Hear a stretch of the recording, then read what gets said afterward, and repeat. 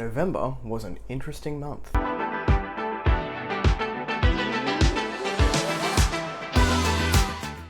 Hello everyone, welcome back to A Fictional Escapist. My name is Kris and today's video is my November 2022 wrap up. Before we jump into the video, make sure you're checking that description box down below for links to my Discord and other social media, should you want to come along for the ride. Now, I had a bit of an interesting month in November and you'll see a little bit more about this in my vlog because I talk about it a little bit. My grandma entered her end of life in November, sort of mid-November, and it was a time for my family. So my grandmother and I were very close. She helped raise me because my parents had me when they were very young and weren't ready for a baby. So grandma's a big part of my life in my childhood, and we have a fairly close-knit family, so it wasn't a shock that she passed, but she did pass away, and the end of life happened both rapidly and very slowly at the same time. So I was more concerned with, I also was applying for a new job and ended up getting that position within the company. So there was just a lot going on in November, so I didn't have the best reading month. And trickling into December, we're at the 3rd now, and I think I've read 100 pages all up. I just haven't been, the brain space has not been there for reading. But we still got 6 books done in November. So let's have a chat about these. I haven't rated them, I haven't ranked them. This video is a little bit messy and a little bit late, so I apologize, but the show must go on. It is what it is. I actually had a really decent reading month. I'll just give ratings from what I can remember as we go through them, and I'm not going to go through them in any particular order. The first thing I'm going to talk about is actually the Discord buddy read, which is the last thing I read in the month of November, and that was Baker's Boy. This is by J.V. Jones, and it is book 1 in the Book of Words trilogy. I had an okay time with this. It was very sort of comforting feeling fantasy. It doesn't paint outside the box from other things that I've read. It's quite sort of early 90s fantasy with some ideals of that time, but we follow a whole cast of characters. So the one you can see on the front of the page here, his name is Jack, and he is the baker's boy who has abilities that he doesn't really understand, but he can tap into the magic of this world. He couples with another young person named Meleandra, who is betrothed or is set to be betrothed to someone that she doesn't like very much, so she ends up running away, and those two stories sort of intertwine. We also have Borealis and what was his name? Maybor. They were quite interesting. I started not really vibing with them, but they were sort of like the bad guys, and they played off each other really well, and the political intrigue between those two characters was very enjoyable. But by far my favourite part of the book was an old knight who is set to find a boy, and his name was Tall, and his story was by far the largest. His character arc was by far the largest, in my opinion, throughout the whole story, and you basically see him from a young knight getting captured and then going on this quest to find this boy. I'm not going to tell you much more than that of his story, otherwise we'll get into spoiler territory. I sat around a 3.5 with this. It was enjoyable. I'm looking forward to continuing on with the series, but I don't know that it's a series I will ever reread once I finish this trilogy, but had a good time. Going on from that is my first 5-star read for the month, and that is Dream of Death City. This is by P.J. Nwasu. That cover is shiny, so it's going to be quite glary in that light. This took my breath away, and I will say that it wasn't my favorite book that I've ever read, but it really did something different. It was such a unique, dark fantasy mystery story. It was also historical, so if you like historical fantasy, the magic system was wild. It was very heavily influenced by the culture surrounding death, and also how young women use oppression to try and get out of it. And it was such a unique book and experience. I wish that I could experience this for the first time again. We're following a young girl called Flora, who is a dust-cased slave. She is the lowest of the low. She can't aspire to anything because of the incredibly restrictive society that she lives in. So the Red Kingdom is, or the Red Reform laws that she lives under, basically looks down on her, but she is part of an investigation house. So she and low investigator Diem are called away to go to Death City to solve a mystery. And it was quite honestly something that, yeah, like I said, it just took my breath away. And if you like to be challenged by something different, this prose was, I think I described it as hauntingly beautiful, and was, I have no other words. It was just something really different and unique and fresh, but it was also very dark. So go into this knowing that it is a very dark tale. I decided halfway through the month that I needed a bit of a break. I needed a shorter, fast-paced book because I was going into two quite large books. So Dream of Death City is fairly heavy in terms of the prose, and there's a lot of brain work that needs to be done. And I was also reading another book, which I'll talk about in a moment, which was an 800-page, very slow-paced book. So I needed something a bit short and sharp to break it up a little bit. So I picked up Shadow of the Winter Moon. This is by Cam Sinclair. This is a debut Australian author who is just a rad guy. Over on Twitter, I've had a couple of chats with him. This was a very solid debut.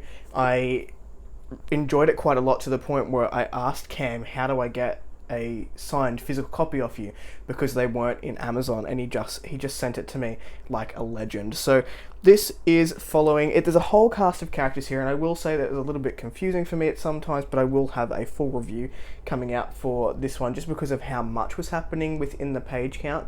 But the star of the show is a man called Sharrock. He is a big brute with a soft heart. He reminds me a lot of Logan Ninefingers if you enjoy The First Law or Joe Abercrombie.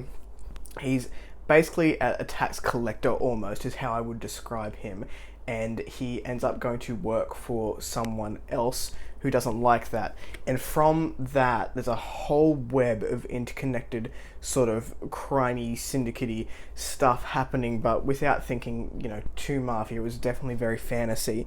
And he is accompanied by a young girl whose father, something happens to the father, and she ends up in his life. So this was really fun. If you're looking for something that just feels super fantasy, fast-paced, grimdark fun, this is going to be one that you want to pick up. There is also a species of reptilian gods in here, and they were awesome, and I really hope we get to see more of them, and I have it on good authority that they are making a comeback in book 2. Moving on from there, actually I didn't rate that one. So I rated Shadow of the Winter Moon 3.5. I think it was pretty solid. There were some things that could have been tweaked, but overall I had a really good time with it. But like I said, I will have a full review where I go into detail a bit more about that coming out soon. And then we had Heliotrope. This is by Palmer Pickering. This was that 800-page tome that I was talking about earlier. So Palmer approached me and asked if I would be willing or able to read an arc by the time the book came out, or quite soon to the book coming out. And she's been a great friend to me on the channel, so I said yes, of course, I will pick that up. No dramas. I'm really glad I did. This was another book that was so different, even though it felt like a classic fantasy tale. This was an epic fantasy in every sense of the word. And something I can remember so vividly from this book is the opening scene was this beautifully described creation of a mosaic pear tree for the queen. And I was immediately enchanted by the prose here.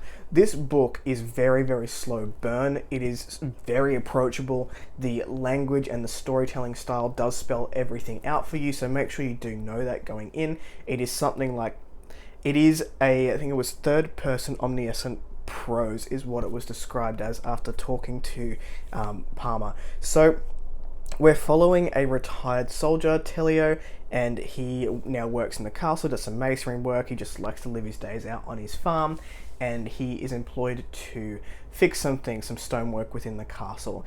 And he finds the namesake, the Heliotrope, and we get this really rich history of the Heliotrope and the pattern and the magic that this particular pattern and the actions around it really brings the magic to life here. So throughout the story, and I really can't go too much into detail because it is a adventure from page 1 through to the end. We're following one person or one family. We pick up people along the way, and it is an adventure throughout this entire world. So there's a coup in the current castle that Talia is working in, and he ends up picking up an orphaned boy who's quite injured, and they go to, I think it's his cousin's place, Dinsmora, and we sort of really start putting together the political unrest that's happening when we're there.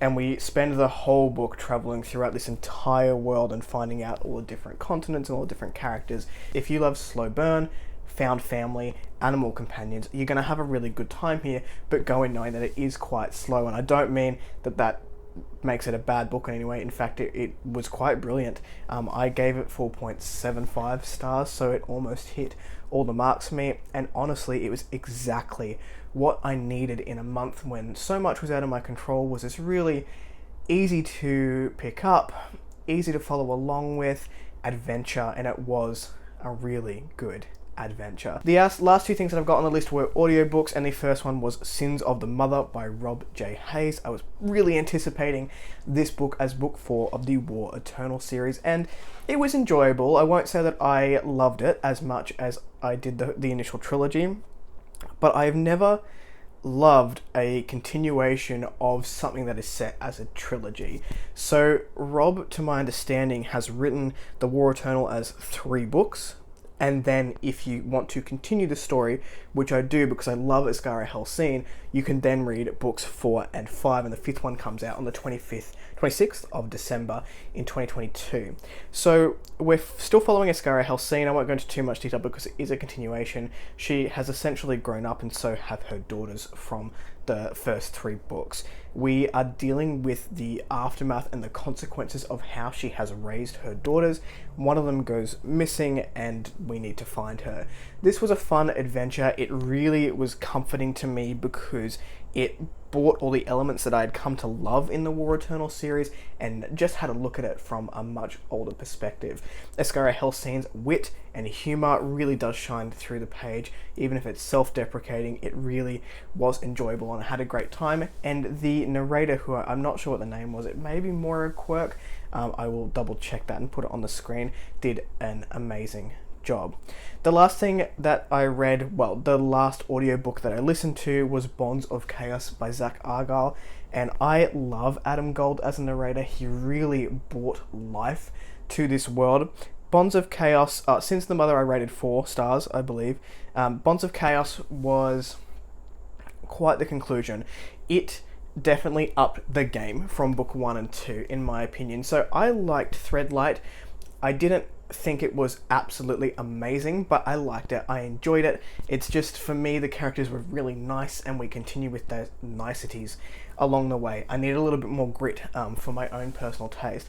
But in book 3, Zach has really pulled it together, upped the stakes. Everyone from books 1 and 2 had a purpose, and we came together in quite an epic conclusion, in my opinion. Again, a series continuation, so I can't go too much into detail, but all of our characters from book 1 meet up with all of our characters from book 2, and we have this conclusion to the story that has been underlined for the whole 3 books. We do spend a lot of it in caves, but if you really liked the Chroma Wolves, if you like the Atachan, the big gorilla-like characters, they play a big part in this book, and it was really cool to see it all come together.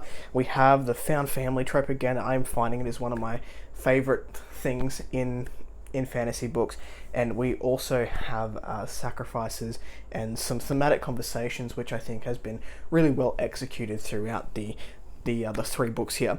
I think I settled on a 4 for this one as well, maybe a 3.75, and upped it to 4, but an excellent series, a very approachable series, and one I would recommend to new fantasy readers or people who are new to audiobooks and are looking to get into audiobooks. These are really good for that as well. So those were the 6 books that I read in the month of November of 2022. What did you pick up? Let me know your favorite read in the comments down below. If you like the content, give it one of these. If you want to see more of it, click subscribe at your will. I'll catch you in the next video. Ciao.